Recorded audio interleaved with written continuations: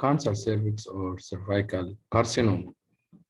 It is a third most common gynecological neoplasm after ovarian and endometrial cancer. Invasive cancer of cervix is considered a preventable disease and one of the rare cancers regarded preventable. Why it's regarded preventable? Because it has long pre-invasive state in form of cervical intraepithelial neoplasm, CIN, which can be diagnosed easily by cytology, and there is a screening program for it available. Also, there is a prophylaxis or vaccine against causative agent, which human papilloma virus available nowadays. Lastly, treatment of a pre-invasive CIN lesion is very effective. So it has long pre-invasive, take long time to change from pre-invasive to invasive. I can detect it and I can treat this, and also I can prevent formation of it. This is the area called transformation zone, junction between columnar epithelium and squamous epithelium. And this is the area of arise of most of malignancy, because this area are more subjected to metaplasia and not constant zone, can we move up or down. So it's very risky area to develop neoplasia. And this is a picture of cervical cancer developed from transformation zone. What's the risk factor to develop cervical cancer? First, young age at first intercourse, or multiple sexual partner, cigarette smoking, high parity, low socioeconomic status, and chronic immunosuppression. And the most important is human papilloma virus, which from above risk factor, there is increased liability to acquire this infection because of multiple sexual partner. The female is more liable to catch the human papilloma virus. What's the human papilloma virus? It's detected in 99% of women with squamous cervical carcinoma. There is a lot of serotype of human papilloma virus. Some serotypes cause benign lesion like 6 and 11, and 16 and 18 most dangerous, linked about to 70% of cervical carcinoma. It reacts with the tumor suppressor gene, tumorigenesis through affection of tumor suppressor gene B53 and retinoblastoma gene. These genes check up the cell and prevent unlimited division and may enter the cell in programmed cell death. When virus infection, it affects this gene, so cell can go to unlimited division.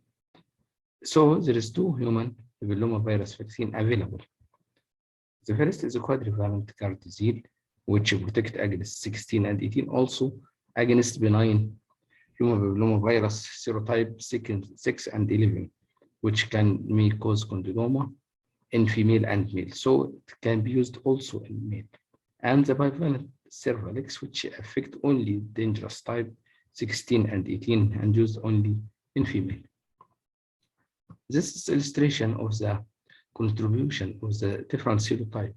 We noticed that the 16 type is responsible for 60% of cases, 18 about 10%, and followed by 45, 31, 33 to lesser extent. How to diagnose? The patient complain of vaginal bleeding, first postcoital, then irregular or continuous bleeding, or postmenopausal bleeding in the postmenopausal woman, a very offensive vaginal discharge characteristic to cervical cancer, a very bad odor which can be smelled even if you are away from the patient. Just entering the room, you can smell the very bad odor due to presence of necrotic tissue and infection of necrotic tissue. In late case, the patient may come with obstructive uropathy. Diagnosis, just simple speculum examination, you can see the lesion. Cervical biopsy is very important to ensure diagnosis.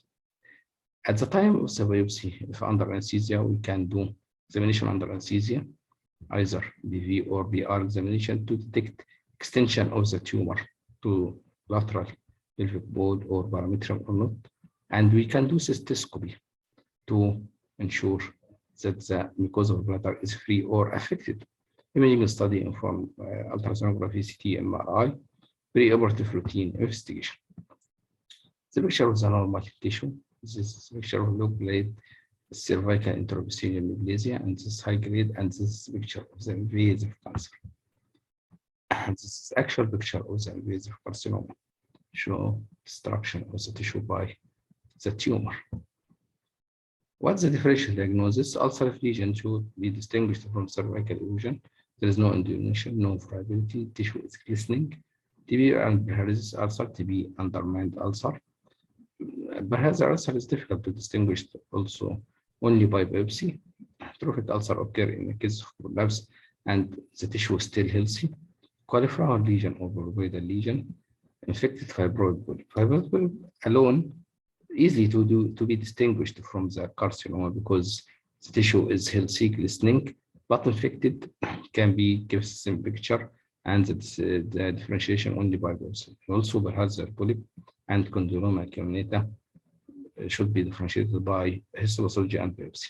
Lastly, this is a type into cervical carcinoma. By Casco, I saw no lesion, apparent lesion, no cauliflower, no ulcerative lesion, just a large cervix or barrel-shaped cervix. Should be distinguished from small cervical fibroid or chronic cervicitis. Hysteroscopy can aid us in differentiation. Staging, according to FIGO, recent staging in 2018. Stage 1, just strict confined to cervix or corpus. In extension to corpus, doesn't matter with us. It doesn't change the staging. No problem to tumor to spread to the body or uterus. Stage 1A, microscopic, just to see by colposcopy or by histology. There is a depth of invasion here less than 5 millimeters. Stage 1A1, depth of invasion less than 3 millimeters. 1A2 means 3 to 5 millimeters. Stage 1B, the region become visible and depth of invasion more than 5 millimeters. 1B1, the surface area less than 4 centimeters. 1B2, surface area more than 4 centimeters. Stage 2, extension beyond the uterus. Stage 2A, involvement of extension to the upper two-thirds of the vagina without parametric invasion. 2B, there is parametric involvement but not reaching a pelvic wall. Stage 3, the carcinoma involves the lower third of the vagina or lateral pelvic wall, or there is hydroureter or hydronephrosis or non-functioning kidney, or spread to the pelvic or para-aortic lymph node. Stage 4, distant spread. 4A, because of the bladder or rectum. 4B, distant organ metastasis. Staging is clinical, like vagina and cervical cancer. Other gynecological cancers like ovarian, we know that the staging is surgical.